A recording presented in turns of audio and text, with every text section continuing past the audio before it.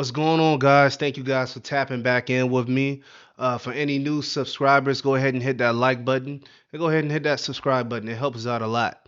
Here at Dr. Cyber, what we do is we have some of the most intimate and authentic conversations when it comes to breaking into cybersecurity and how you can actually leverage your transferable skills to break into the cybersecurity space. So in today's video, what I really want to cover is how to break into cybersecurity utilizing your transferable skills and why it's more important and more productive and lucrative to break into cybersecurity space, leveraging your transferable skills rather than going in a space that maybe feels predominantly popular at the time, right? So we see people often try to break into the cybersecurity space utilizing their technical abilities, or maybe they not have may not have technical abilities at the moment. The goal is to actually get in the space and stay in the space, right? Create sustainability actually in the space. But a lot of people, what they often do is they'll go to a boot camp, they'll get educated on certain security, let's just say objectives or certain security responsibilities. They'll get a certification, but they still may not know how to function or conduct themselves during the interview, or they may not fit that scope of work that they're looking to execute, and they got to start from scratch over again. Now the goal is to break into cybersecurity, and the goal is to break into cybersecurity only one time, right? We don't want to keep reinventing the wheel and coming back and forth when actually doing it. So that's why I say transferable skills leads the way. And when we talk about transferable skills, we're talking about communication. We're talking about your analytical skills. Maybe this could be negotiation skills. So all of these different types of characteristics play a role in which position you're trying to transition into, right? When we're talking about cybersecurity. Let me give you an example. One of my clients was actually a healthcare worker, so she was familiar with HIPAA policy, HIPAA data, right? So the whole compliance structure of HIPAA, she was very, very familiar with. And I said, hey, well, you're already doing this. You're already heavily consumed in you're doing this on a daily basis, and you got to make sure that other people adhere to it, and you're adhering it to it yourself. This could be a transition for you to actually break into the space. HIPAA compliance is big in cybersecurity. Compliance is very, very big in cybersecurity. And that was the actual opening for her to actually break into the space with that. But another client I want to bring up is the personal trainer.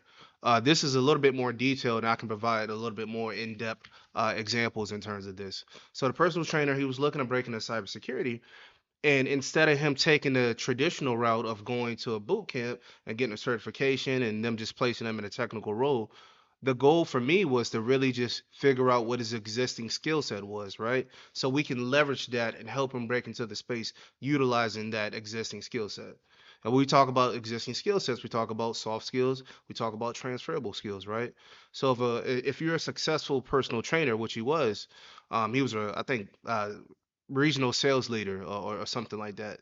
But what he was, one of the things that you could do is leverage what you already possess. What did he already possess? He was charismatic. He knew how to negotiate. He knew how to communicate effectively. It doesn't make sense to go from that all the way to a technical role. Won't you just exist inside of that domain? Cybersecurity has a lot of different layers to it and a lot of different opportunities and avenues for you to actually go down. So it's not just about the technical roles. Yeah, recruiting roles. You have cybersecurity sales roles. You have cybersecurity recruiting roles. You have cybersecurity policy roles. You have cybersecurity engineering roles, analyst roles, project management roles, you name it, right? So there's a plethora of different cybersecurity opportunity roles, and we'll probably get into that in another video. But the goal is just really just utilize what you already possess and that existing skill set. So since he already had the existing skill set of knowing how to negotiate, he was a great communicator. He was good with numbers. He was good with sales. It was easier for him to highlight that on his resume and bring that to the forefront. So from when he's actually transitioning into that role, it's already been identified. So now, if he's marketing himself as a cybersecurity sales engineer or a cybersecurity sales point of contact, it's going to be much more appealing that he has that sales background. So if we take into account of years of experience, he already has years of experience in sales. So it's not like he has to create that. Now, if he were to for more of a technical role, he would have to create that. He would have to create those years of experience. But now he can actually add that and tack that on as leverage for looking for cybersecurity opportunities. And that's exactly what he did and how we set it up. He was able to transition to a cybersecurity sales role. The only thing he needed to learn was either the product or the service. Everything else, that baseline foundation was already set.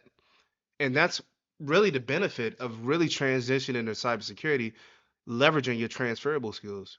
Not everybody's meant to sit behind a computer and be a hacker. Not everybody's meant to be customer facing, but you really have to pinpoint and determine what your skill set is and lead with that when actually breaking into this space, right?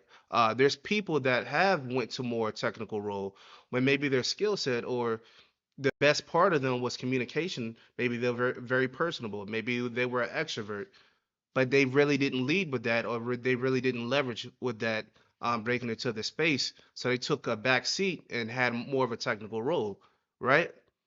And once they determined that, hey, my skill set is being in front of people, customer interaction, customer satisfaction, they had to kind of reinvent the wheel or readjust some things in their career to get it to the forefront.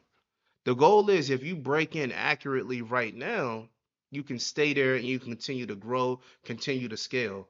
So it's not about just breaking into cybersecurity. It's about sustainability. It's about landing in a position where you can grow that, but that also flourishes and brings out the best assets of you at the same time.